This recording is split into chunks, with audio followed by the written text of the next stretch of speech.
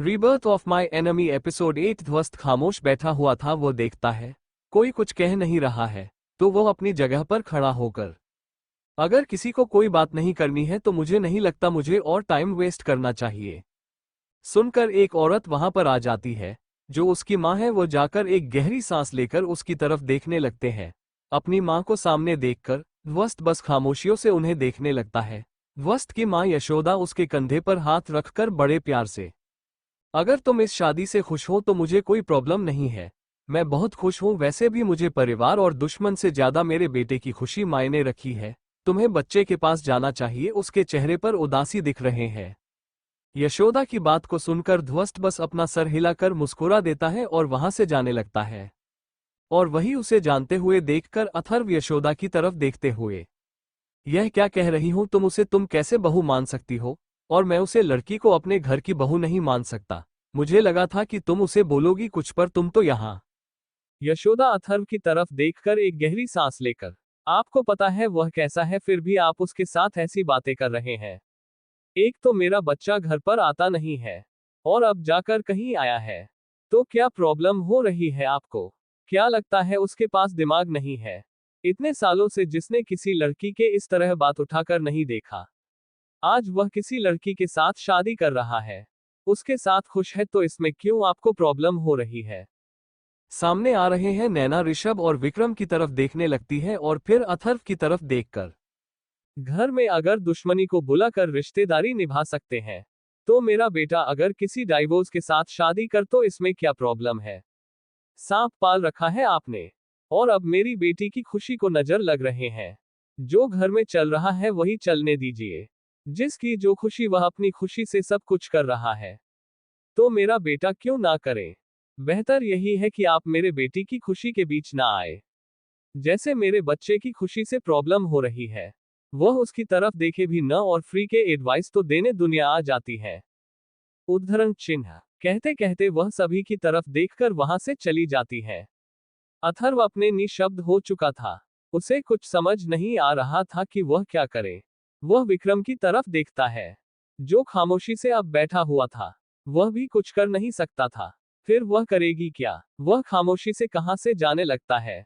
नैना कमरे में आ जाती है और सामने ऋषभ भी बैठ जाता है। वह उसे देखकर गुस्से भरी आवाज में बोलिए, हिम्मत आप तो खामोश रहिए। देख लिया वह कैसे कह रही थी। वह जानबूझकर हमें ही ताना मार रही थी। यह शादी पहले ही किसी को खुशी नहीं दे रही थी। मैंने कहा था आपसे आप शादी मत करवाए, फिर भी देखकर अपने शादी करवा दी।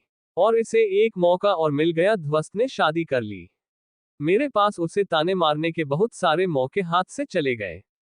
ऋषभ अपनी शेरवानी निकालकर नैना की तरफ देखकर अपनी गुस्से भरी आवाज में, अपना मुंह बंद करो। तुम्हें यहाँ पर तान की पड़ी है। मुझे इस बात की फिक्र हो रही है कि अगर ध्वस्त ने शादी कर ली तो बहुत बड़ी प्रॉब्लम होने वाली है। नैना उसकी बात को सुनकर ना समझी में उसे देखने लगती है, वो ना समझी वाले चेहरे के साथ। उसने शादी कर ली तो प्रॉब्लम क्या है? मुझे कुछ समझ नहीं आ रहा है। ऋषभ अपने सर पर हाथ रखकर एक गहरी सांस लेकर खुद को शांत करते हुए, तुम्हें भाई का चेहरा देखा ही नहीं। देखा होगा यह शादी सब कितनी बड़ी प्रॉब्लम होने वाली है। यह तुम्हें कभी नहीं पता चलेगा और इस बीच हर कोई फंसने वाला है। तुम्हें क्या लगता है भाई अपने की शादी कितनी ज्यादा फिक्र क्यों नहीं कर रहे थे? इतना सालों से खामोश थे। 30 साल का हो गया है, फिर भी उन्होंने कभी उसे पर फोर्स नहीं किया। नैना सुनकर ना समझी वाले चेहरे के साथ उसे देखने लगती है। उसे कुछ भी समझ नहीं आ रहा था।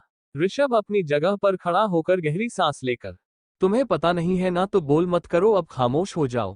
पहले ही परेशानी मेरे सर पर नाच रही है। ऐसा ना हो मेरे 2 बच्चे इसमें बाली चल जाए।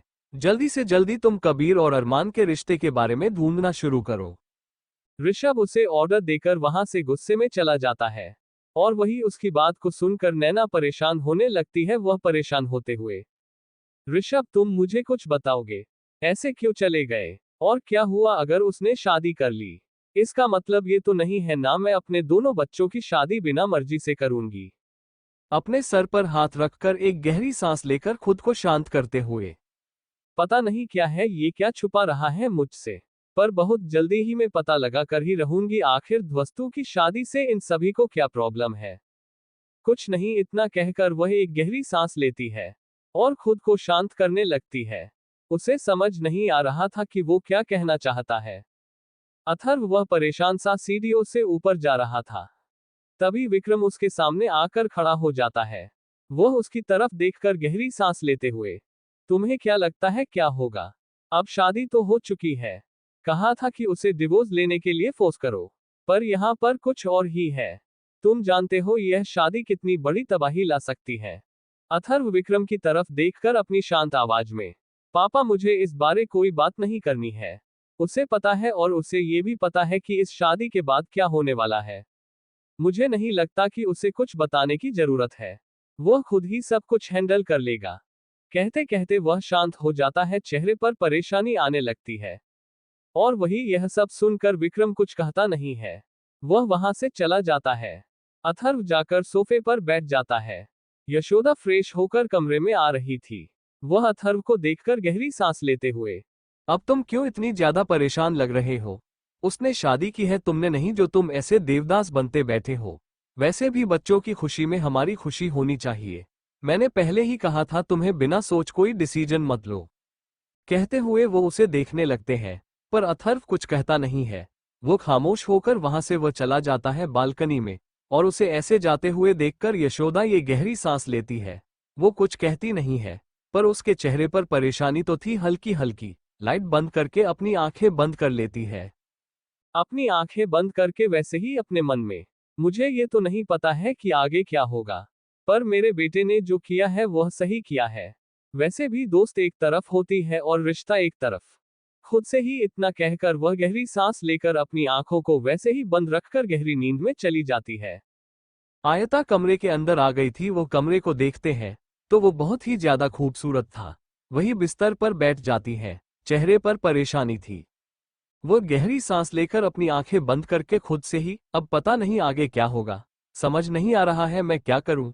सभी परिवार मुझे ऐसे देख रहे थे, जैसे उन सभी के घर में रहने के लिए बनी ही नहीं हूं मैं। ये शादी पता नहीं कि एक परेशानी लग रही है। किसी न किसी के चेहरे पर तो एक डर था। और दादा ऐसे क्यों कह रहे थे? आखिर उनके कहने का क्या मतलब था? क्या इसने ये सब अपने दादाजी के कहने पर किया है? कहते हुए वह अपनी आंखें बंद कर लेते हैं। चेहरे पर परेशानी साफ साफ देखे जा सकती थी। वह गहरी सांस लेकर खुद को शांत कर रही थी। अंदर ही अंदर उसे बहुत ज्यादा डर भी लग रहा था। अपने आप को शांत करके वह अपनी जगह पर खड़ी हो जाते हैं। उसने अपने गले में पहने हुए नेकलेस, ईयरिंग सब कुछ निकालकर एक तरफ रख दिया था। खुद को एक बार देखने के बाद में गहरी सांस लेती है। वह ब्लाउज के पिनअप किए हुए चुनरी को निकलने लगती है, पर वह चुनरी पीना अपने पूरी तरह से अट चुकी थी। वह परेशान हो गए थे। उसे निकलते निकलते तभी वो किसी के ठंडे हाथ अपने पीठ पर महसूस करती है, जिससे उसकी पलकें ऊपर हो जाती है और वो मिरर में ध्वस्त का चेहरा देखते हैं। ध्वस्त उसकी चुनरी को निकलने लगता है। आयता मिरर में देख रही थी। वह उसके चेहरे को देखकर कुछ सोचते हुए गहरी सांस लेकर वैसे ही मिरर में देखते हुए, आखिर दादाजी क्या कह रहे थे? उन्होंने आपसे क्या कहा था? क्या ये सब उनकी प्लानिंग थी? और आपने मुझसे शादी कर दी, यह भी उनकी प्लानिंग थी? या तुमने उसे रात जो भी किया वो सब कुछ तुम्हारी प्लानिंग थी? ध्वस्त उसके चुनरी को निकाल और उसकी ब्लाउज की डोरियों पर अपने हाथों को ले जाता है। उसकी ब्लाउज की डोरियों को निकाल देता है और फिर गहरी सांस लेकर उसके साड़ी के पल्लू को निकलते हुए, यह स्वीटहार्ट, प्लानिंग तो उनकी थी पर तुम्हें मरने की। वैसे तुम्हारी मेरी मुलाकात पहले सोची के समझी थी। बाद में जो मुलाकात हुई उसे कोई इंसिडेंट भी कह सकती हूँ। इतना समझ लो कि पहली बार तुमने मेरी आंखों को खुद की तरह अट्रैक्ट कर दी। दूसरी बार मुलाकात में तुमने मजबूर कर दिया मुझे अपने कंट्रोल को खोने को। और ऐसे ही मुलाकात हो गई है, ता गया उतना मुझे कुछ नया महसूस हुआ। और वैसे भी फर्क क्या पड़ता है, तुम तो मेरी बीवी बन गई हो। ये सुनकर उसके चेहरे पर एक मजाकिया बड़ी मुस्कुराहट आ जाती है, यहाँ तक कि उसकी आंखें भर आ जाती है। वो भरी हुई आंखों के साथ उसे देखते हुए, तुम्हें कोई पछतावा नहीं है? तुमने इतना सब कुछ किया मेरे साथ। तुम्हारी फैमिली, कोई ऐसा कैसे हो सकता है? किसी को अपनी जिंदगी में लाने के लिए किसी को मार देना, यह सही है? आखिर इंसानियत है कि नहीं तुम लोगों के अंदर? यहाँ वह इंसानियत भी पैसे के सामने झुक गई। यस स्वीटहार्ट, प्लानिंग तो उनकी थी पर तुम्हें मरने की। वैसे तुम्हारी मेरी मुलाकात पहले सोची के समझी थी। बाद में जो मुलाकात हुई उसे कोई इंसिडेंट भी कह सकती हूँ। इतना समझ लो कि पहली बार तुमने मेरी आंखों को खुद की तरह अट्रैक्ट कर दी।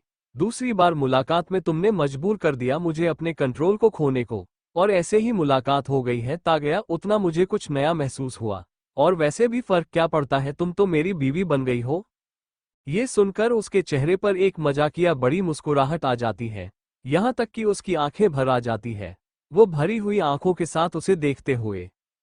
तुम्हें कोई पछतावा नहीं है, तुमने इतना सब कुछ किया मेरे साथ, तुम्हारी फैमिली कोई ऐसा कैसे हो सकता है, किसी को अपनी जिंदगी में लाने के लिए किसी को मार देना यह सही है? आखिर इंसानियत है कि नहीं तुम लोगों के अंदर? यहाँ वह इंसानियत भी पैसे के सामने झुक गई। कहते कहते वो उसे अपने से दूर करने लगती है, वो दूर करते हुए रोकने लगती है, वो रोते हुए। फिर क्या बिगाड़ा है मैंने तुम लोगों का जब तुम लोग मेरी जिंदगी बर्बाद कर रहे हो?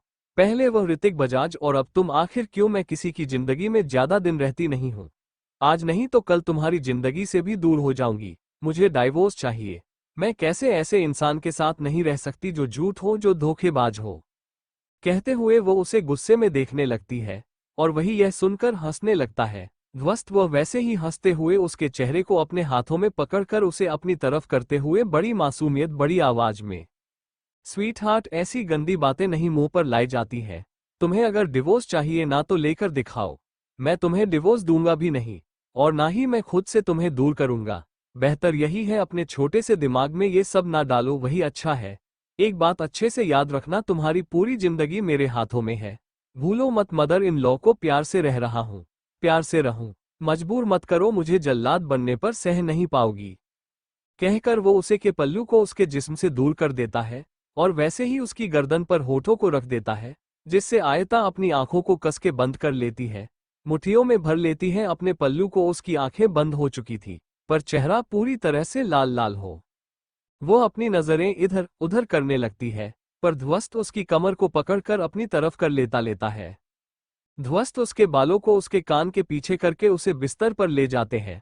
उसे बिस्तर पर लेटकर खुद उसके ऊपर जाकर उसके बेली पर किस करने लगता है, जिससे आयता अपना सर ऊपर पूरे करके अपनी आंखों को कस के बंद कर लेती है। वो गहरी गहरी सांसें ले रही थी, उसका चेहरा पूरी तरह से लाल लाल होता जा रहा था। वो खामोश होकर उसे जो करना है वो उसे करने दे रही थी, और वह महसूस करती है कि ध्वस्त उसके ऊपर से उठ चुका है। वो अपनी आंखें खोलता है तो वहां पर ध्वस्त अपने होठों पर एक मुस्कुराहट लिए, स्वीट हार्ट तुमने मेरा मूड खराब कर दिया, और अपने दिमाग में उल्टी सीधे ख्याल मत लाना। अभी तो छोड़ रहा हूं, पर अगली बार पनिशमेंट बहुत ज्यादा बुरी हो सकती है तुम्हारे लिए। कहते हुए वो उसकी आंखों में देखा है, और वैसे ही वहां से वह चला जाता है। वो कमरे से बाहर निकल जाता है। आयता पल्लू को अपने ऊपर डालकर अपने आंखों में आंसू भी आंसुओं को साफ करने लगते हैं। एक गहरी सांस लेकर वॉशरूम की तरफ चली जाती है। और वहीं दूसरी तरफ बजाज पैलेस के अंदर हिमांशी फ्रेश होकर सो रही थी, और वहीं ऋतिक बालकनी के बने सोफे पर बैठा हुआ था। इस समय उसका चेहरा पूरी तरह से ठंड पड़ गया था। वो अपनी आंखें बंद करके वैसे ही खामोश होकर आंखों के सामने लाता है। आयता को तस्वीर जीने वह अपने दिमाग से लता है। उसका चेहरा हद से ज्यादा ठंड और हाथों की मुठ्ठियां बन जाती है। उसे बहुत ज्यादा गुस्सा आ रहा था। अपनी आंखें खोलकर वह होठों के बीच सिगरेट को रखकर अपने हाथों की मुठ्ठियां बनाकर वैसे ही, आखिर क्यों तुमने मुझे इतना बड़ा धोखा दिया? क्या जरूरत थी मुझे छोड़ने की? इतना ढूंढा, एक बार भी तुम मुझे नहीं मिली। सोचा था कि हम दोनों के बीच सारी प्रॉब्लम्स को मैं सॉल्व कर दूंगा, जितनी भी परेशानी है वो दूर हो जाएगी, पर तुमने अपनी मनमानी की और उसे ध्वस्त ओजस्वाल के पास चली गई। ये भी ना सोचा कि मैं भी हूं जिसे तुम्हारी परवाह है, जो तुम्हारे बारे में सोचता है। एक बार भी तुम्हारे मन में मेरे बारे में ख्याल नहीं आया। आखिर इतनी पत्थर दिल कैसे हो सकती हूं तुम? मुझे लगा कि तुम कहीं गायब हो गई हो, पर तुम तो उसके साथ थी। इसी वजह से सोचो कि तुम्हारे बारे में इंफॉर्मेशन निकलना इतना ज्यादा मुश्किल होता जा रहा है। तुम्हारी वजह से आज मीडिया में मेरा नाम खराब हुई। तुम्हारी वजह से मुझे अपना सर नीचे झुकना पड़ा। तुम्हारी वजह से मेरी माँ को बेइज्जती सहनी पड़ी, सिर्फ और सिर्फ तुम्हारी वजह से। कहते हुए वो अपने होठों की मुठ्ठियां बनाकर अपने गुस्से को कंट्रोल करने की कोशिश कर रहा था। वो गहरी सांस लेकर वैसे ही अपने हाथों की मुठ्ठियां बनाकर, आज जरूर मैं तुम्हारे पास नहीं गया, जरूर मैं तुमसे दूर था, पर आज नहीं तो कल तुम्हें मेरे सवालों का जवाब देना ही होगा। मैं जानकर ही रहूंगा कि आखिर तुमने मुझे इतना बड़ा धोखा कैसे दिया। कैसे तुम उसके पास चली गई, और गई तो गई उसे ध्वस्त ओजस्वल के पास, उसने तुमसे शादी कैसे कर ली? और वह भी डिवोर्स ही होकर भी, मेरी बीवी होने के बावजूद भी उसने तुमसे शादी कर ली। उसे तुम्हें छोड़ूंगा नहीं, मुझे लगा ही था कि उसकी नज़र मेरी बीवी पर थी, और आज यकीन भी हो गया। अगर वक्त रहते हैं मैंने उसकी नज़रों को और भी ज्यादा अच्छे से पहचान लिया होता तो आज यह नहीं होता। ऋतिक अपनी आंखों को बंद करके अपने गुस्से को कंट्रोल कर जा रहा था। उसका चेहरा पूरी तरह से गुस्से में भर गया था। वह गहरी सांस लेकर कुछ सोचते हुए अपने होठों पर एक हल्की सी तिरछी मुस्कुराहट लाता है। वहीं दूसरी तरफ इन द क्लब, तराश वहां पर आया हुआ था। इस समय उसके चेहरे पर कोई एक्सप्रेशंस नहीं थे। वहां पर एक कोने में बैठ जाता है और ड्रिंक करने लगता है। दरअसल पैलेस से निकालकर इस क्लब आया था, चारों तरफ देखा है, हर कोई फ्लो पर डांस कर रहा था, वो बस ड्रिंक पी रहा था। तभी उसके कानों में किसी लड़की के चिल्लाने की आवाज सुनाई देती है, जो जोर जोर से चिल्ला रही थी। उसकी चिल्लाने की आवाज से वह पूरी तरह से तंग आ चुका था। वो वहां से जाने वाला था कि तभी उसे लड़की के नशीली आवाज सुनाई देती है। वो उसकी बातों को सुनकर अपने कदम वहीं पर रोक देता है। वो पीछे मुड़कर देखा है तो वो लड़की टेबल पर खड़ी होकर ड्रिंक करते हुए चिल्लाकर मेरी दोस्त ने एक जोरदार थप्पड़ मार दिया। आपने एक्स हस्बैंड के आई एम सो हैप्पी उस best FC king at S के साथ बहुत ही ज्यादा अच्छा हुआ, मेरी दोस्त को धोखा दिया, मेरे दोस्त को बहुत ज्यादा टॉर्चर किया था, उसने अच्छा हुआ उसे वो चुड़ैल मिल गई। वो ड्रिंक करने लगती है।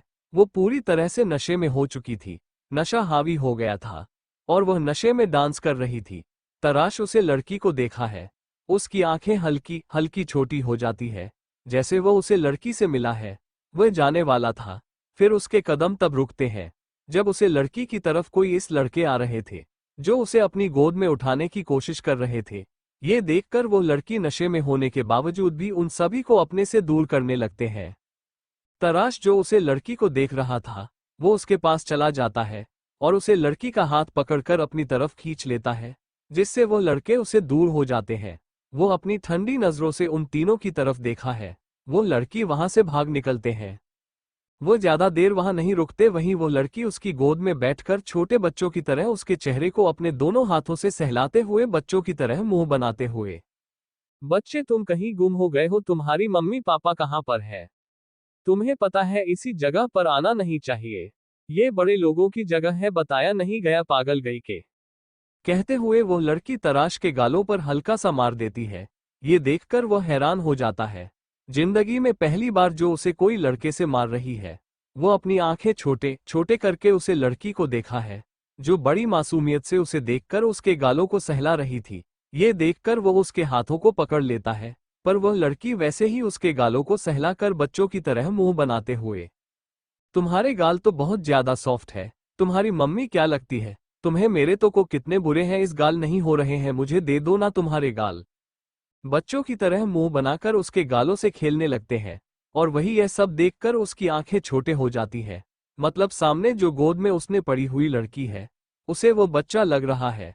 अगर वो बच्चा होता तो उसे कैसे गोद में उठता। वो गहरी सांस लेकर उसे मर्सिडीज की फ्रंट सीट पर बैठकर उसकी तरफ देखते हुए, अब ये बताओ कि तुम रहती कहाँ हो, तुम्हारी जगह कौन सी है, मैं तुम्हें छोड़ देता हूँ।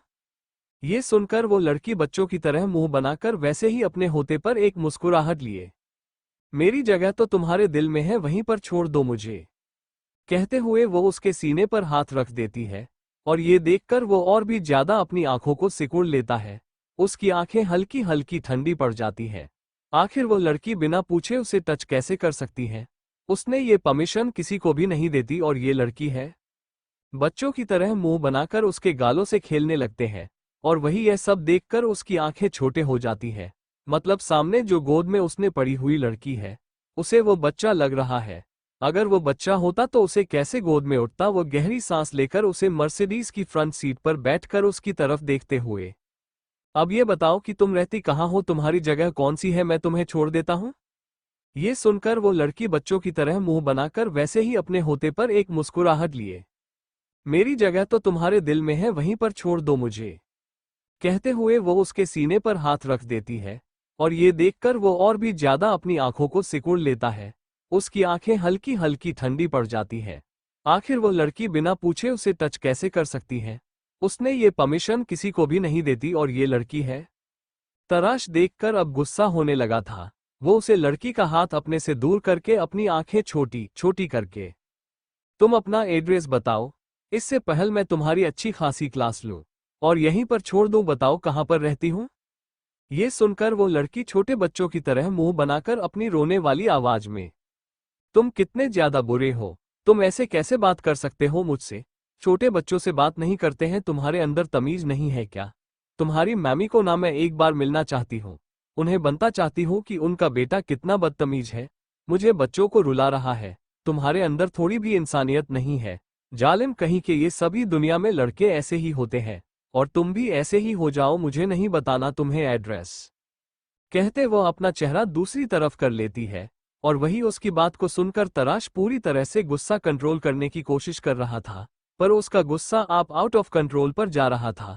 एक गहरी सांस लेकर उसे लड़की के दोनों गालों को पकड़कर, बताओ एड्रेस कहाँ पर है? मैं प्यार से बता रहा हूँ, रात हुई है, ना सोते हो कि तुम्हें कोई गंदे लड़के छुए?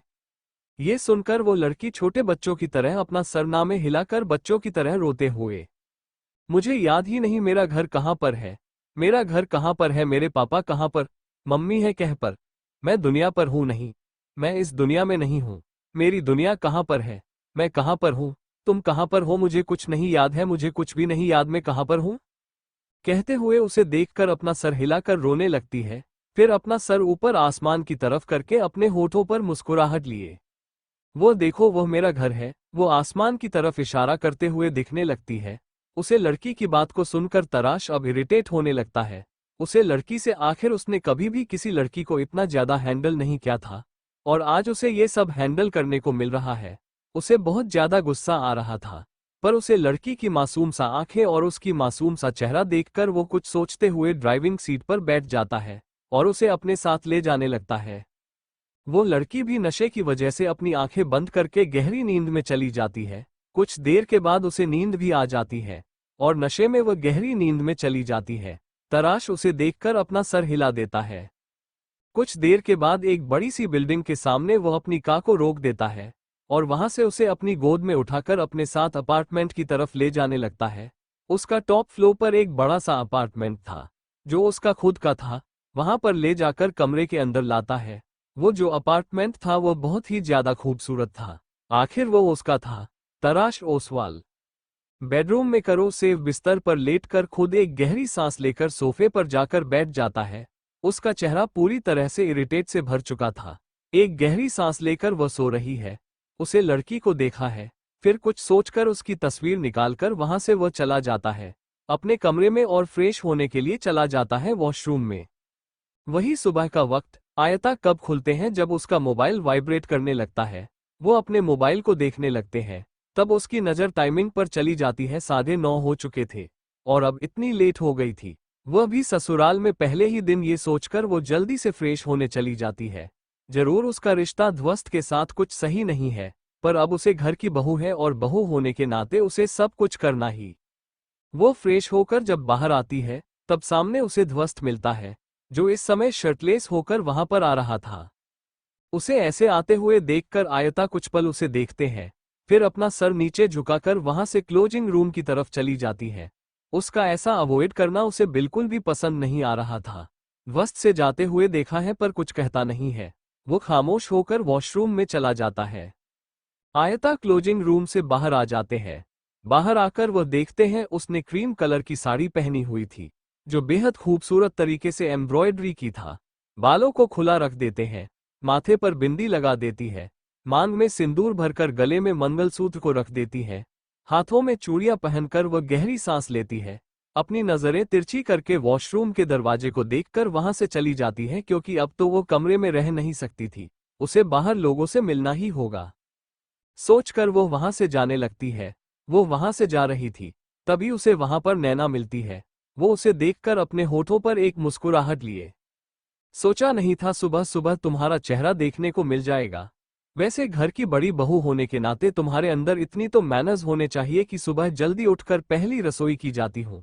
पता है तुम्हारी शादी हुई है, अब कितने दिनों से हुई है ये तो हमें पता नहीं है, पर ससुराल में पहला दिन है और पहले दिन में तुम्हें नहीं लगता कि यह रस्में निभाई जाती हैं? पर आ जाते हैं यशोदा जो आकर आयता हाथ रखकर नैना की तरफ देखकर मुस्कुराते हुए, नैना मुझे नहीं लगता कि तुम्हें कुछ बताने की जरूरत है। मेरी बहू को जहां तक मुझे पता है तो तुम्हारा पहला दिन शादी का 12 बजे बज गए थे।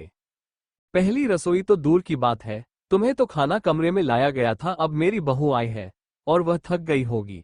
रात को शादी जो इतनी अटेंड की है, बच्ची को आराम कर देने की जगह तुम उसे सुबह सुबह आने देने लगी हो।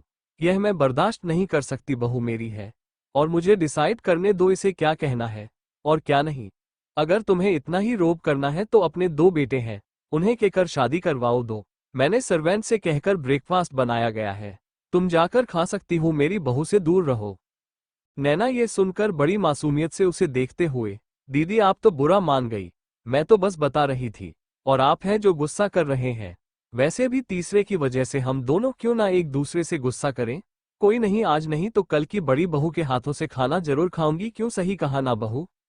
ये सुनकर वो बस अपना सर हिला देती है और नैना वहां से चली जाती है। नैना के जाते हैं यशोदा एक गहरी सांस लेकर आयता दोनों गालों को पकड़कर उसकी आंखों में देखते हुए, ज्यादा सोचने की जरूरत नहीं है, यहाँ पर हर तरफ तुम्हें कोई ना कोई खतरे मिलते ही जाएंगे।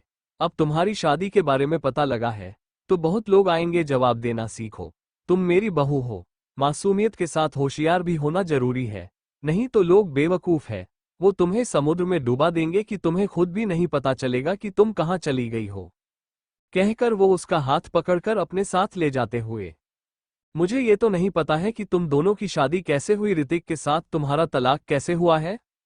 इस सब से मुझे कोई मतलब नहीं है। तुम्हारा पास्ट है, पर फ्यूचर में मैं नहीं चाहती मेरे बेटे को तुम्हारी वजह से कोई प्रॉब्लम हो। ध्वस्त जिसने अपनी जिंदगी में कभी भी सर झुकाना सीखा नहीं है, उसकी बीवी भी मुझे ऐसे ही चाहिए, चाहे दुनिया भी तुम्हारे खिलाफ क्यों ना हो। पर मैं तुम्हारे साथ हमेशा रहूंगी, पर मुझे ये चाहिए कि तुम हमेशा खुश रहो और मेरे बेटी की जिंदगी में कोई प्रॉब्लम ना आए, इसका ध्यान रखो।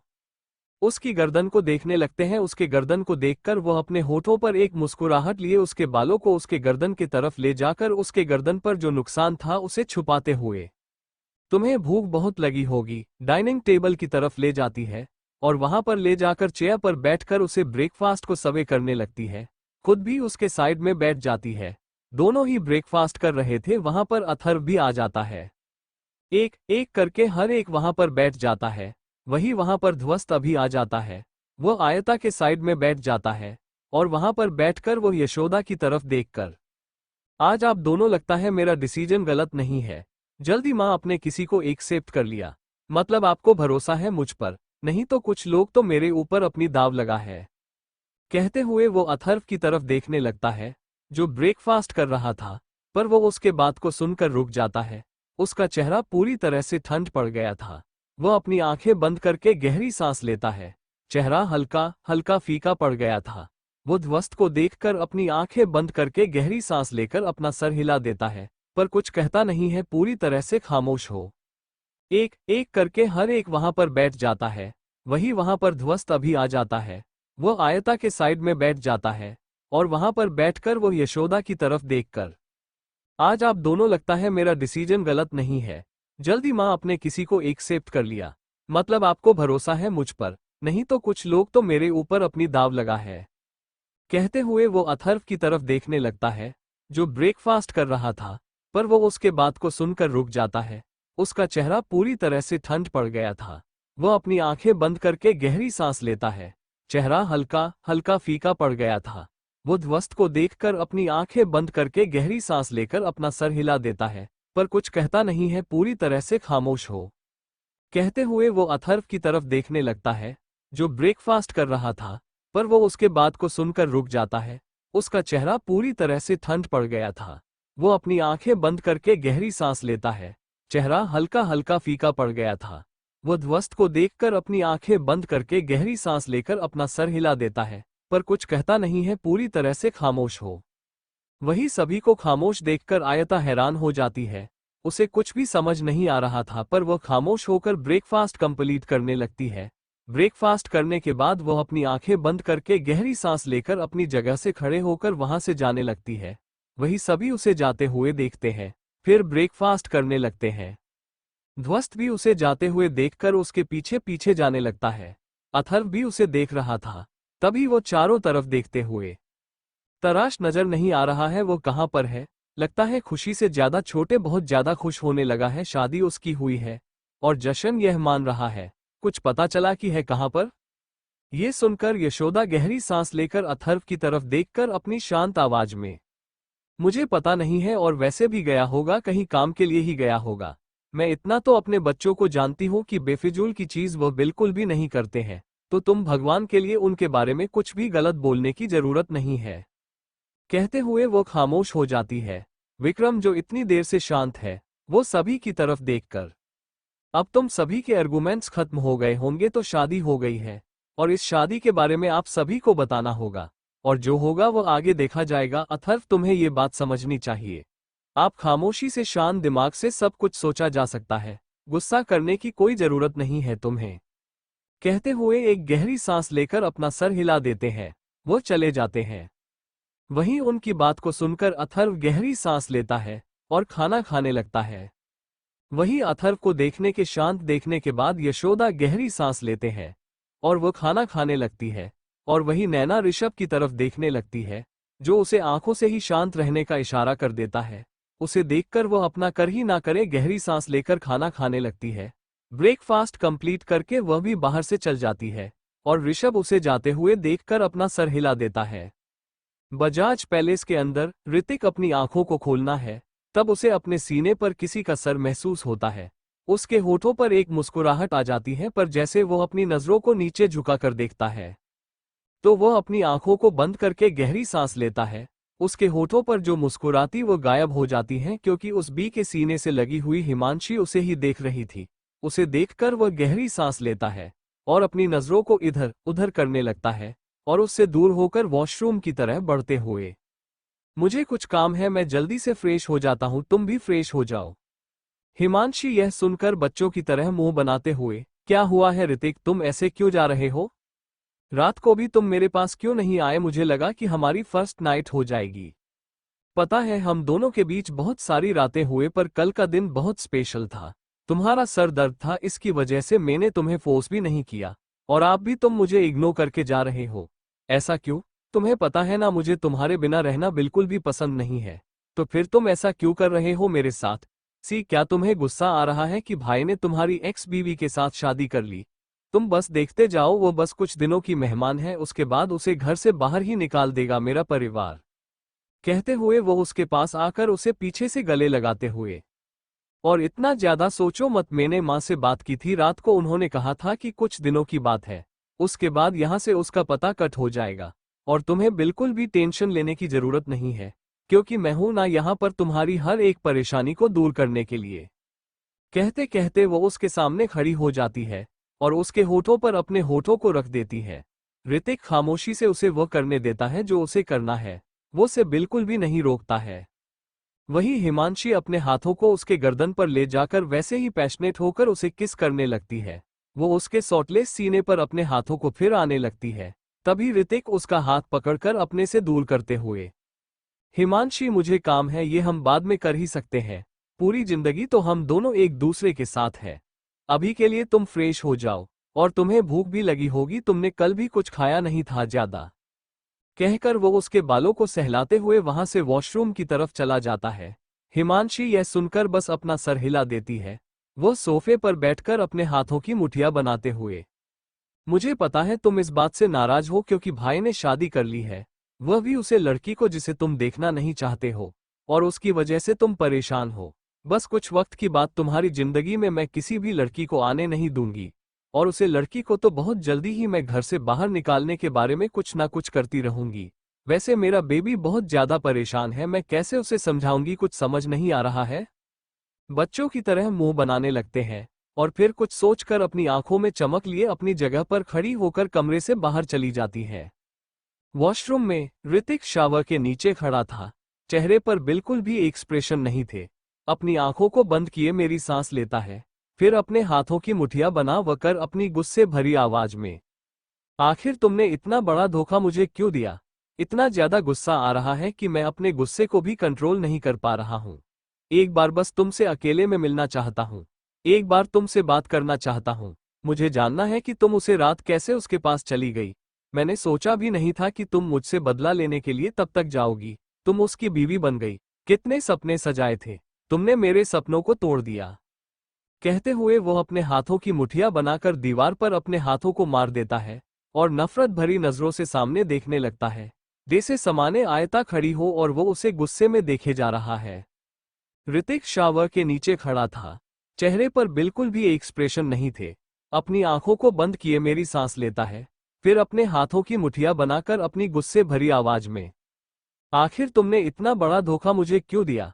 इतना ज्यादा गुस्सा आ रहा है कि मैं अपने गुस्से को भी कंट्रोल नहीं कर पा रहा हूं।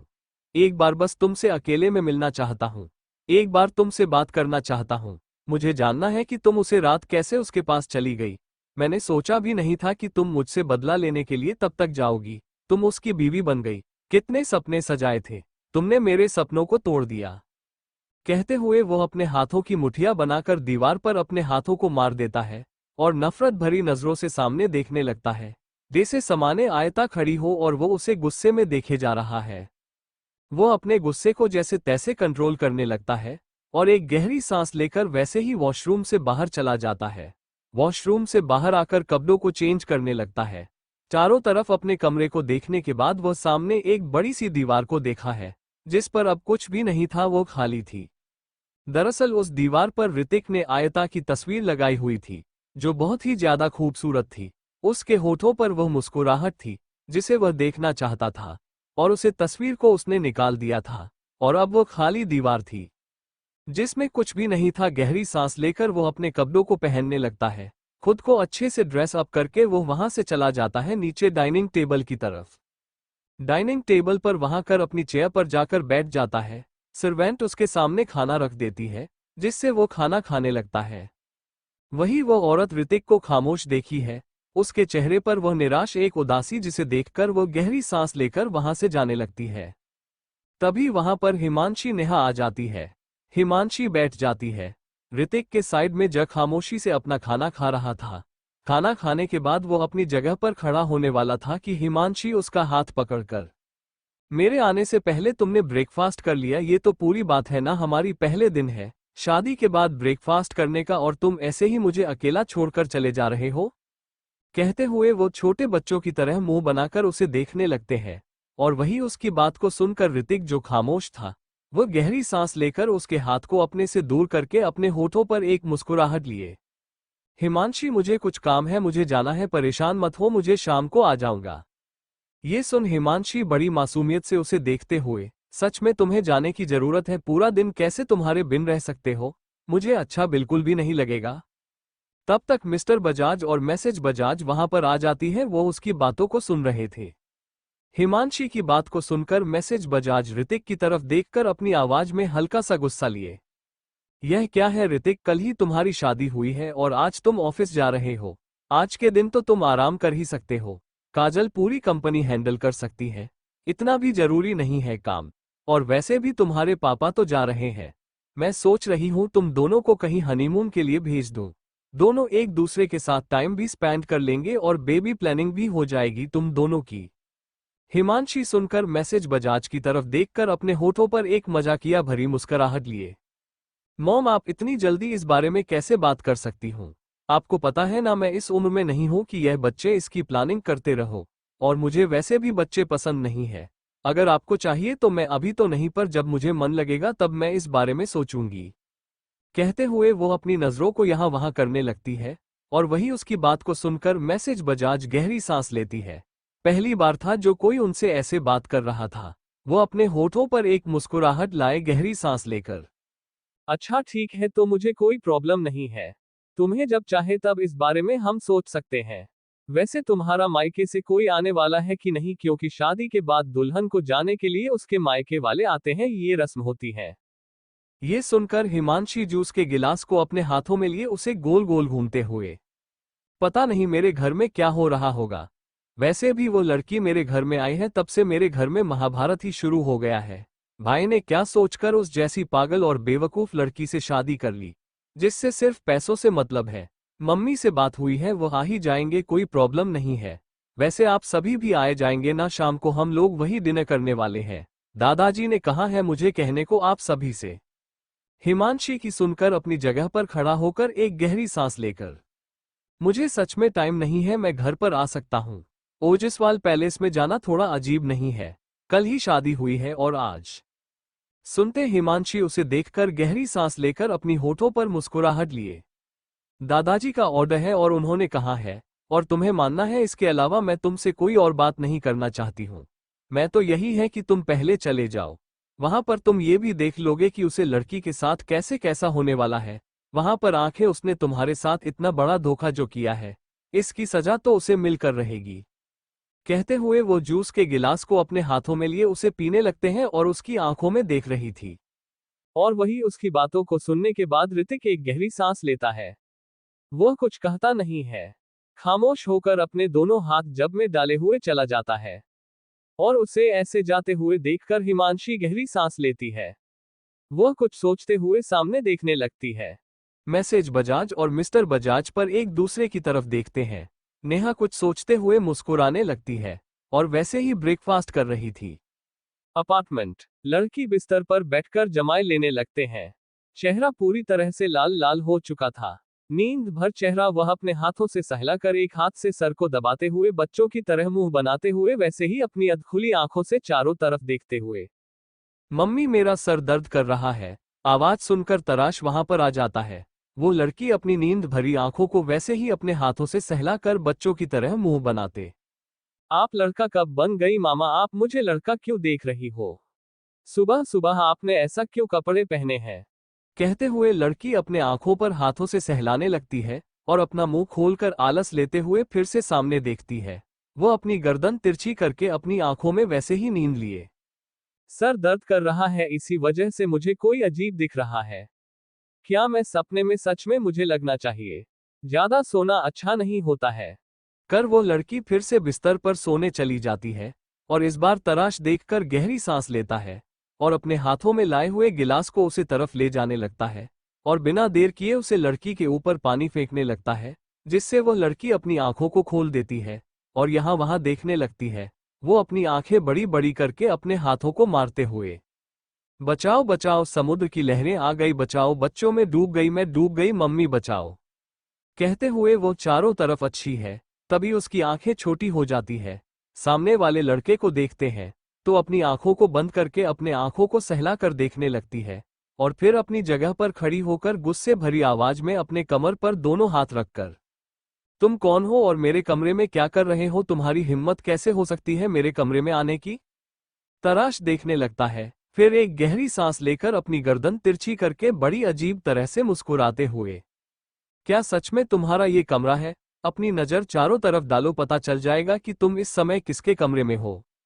तराश की इतनी अजीब सी बातों को सुनकर लड़की चारों तरफ देखने लगती है। वो चारों तरफ देखते हुए बच्चों की तरह मुंह बनाने लगती है, फिर अपनी आंखें बड़ी बड़ी करके उसे लड़के की तरफ देखकर, क्या तुमने मुझे किडनैप किया है? मेरे पास कुछ है ही नहीं, तुम्हें मैं कुछ नहीं दे सकती, तुमने फोकट का ही अपना टाइम वेस्ट कर दिया है। देखो मैं ऐसी खानदान की बेटी हूँ जहां पर 1 रुपया तक तुम्हें नहीं मिलेगा। मेरा बाप इतना ज्यादा कंजूस है ना, वह तुम्हें 1 कौड़ी तक नहीं देगा, बल्कि मुझे बोलेगा अपने पास रखो। तुम्हारी वजह से अब पता नहीं मेरा बाप मुझे कौन से जहनुम में लेकर चला जाएगा। तुम्हारी वजह से सब कुछ, मैं क्या जरूरत थी मुझे किडनैप करने की? जान लेते पहले, किडनैप करने से अब कर लिया, पता है क्या होगा मेरे साथ? कहते हुए वो लड़की अपने सर पर हाथ रख देती है और वही बिस्तर पर आलसी पलटी मारकर बैठ जाती है। चेहरे पर हद से ज्यादा परेशानी थी और वही उसकी बातों को सुनने के बाद तराश का मन कर रहा था कि वह जाकर अपना सर फोड़ दे। मतलब यहाँ पर उसे लड़की को उसने बचाया और ये लड़की उसकी किडनैपर कह रही है। वह गहरी सांस लेकर उसके कंधों को पकड़ लेता है, जिससे वो लड़की अपनी आंखें बड़ी बड़ी करके उसे देखने लगती है। उसकी आंखें बेहद खूबसूरत ही गहरी काली आंखें, फिर में बहुत ज्यादा मासूमियत थी। वो एक पल के लिए उसकी आंखों को देखकर कहीं खोस गया, फिर उसे याद आ जाता है, जिससे वह अपना सर झटक कर उसे बिस्तर पर लेटकर खुद उसके ऊपर आ जाता है, जिससे उसे लड़की की आंखों में घबराहट आने लगती है। Thank you for listening. मुझे उम्मीद है आपको ये स्टोरी पसंद आई होगी। अगर आपको पसंद आई है तो प्लीज लाइक और कमेंट करना ना भूलें और मोर स्टोरीज के लिए सब्सक्राइब करें। मिलते हैं नेक्स्ट वीडियो में।